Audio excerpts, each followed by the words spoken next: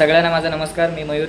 माझ्या एका मित्राने मला जवळच्या मित्राने एक प्रश्न विचारला. मी 17,000 रुपये महिन्याला कमवतो, मला आता एक घर घ्यायचं इच्छा झाली आहे.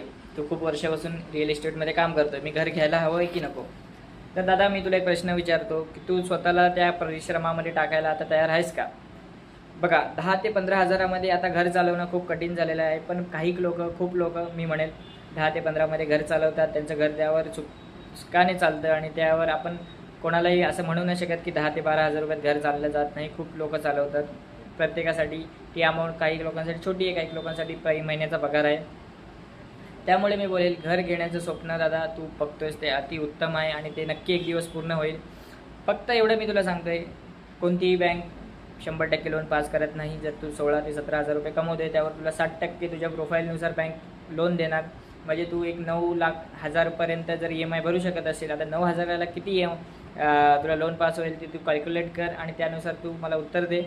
त्यानुसार जर तू 6 ते 7 हजार रुपये तुझं घर चालू असशील तर तू लोन बिंदास घे. बाकीच्या गोष्टी असतात, कारण प्रत्येकाचा संसार हा सारखा नसतो. धन्यवाद.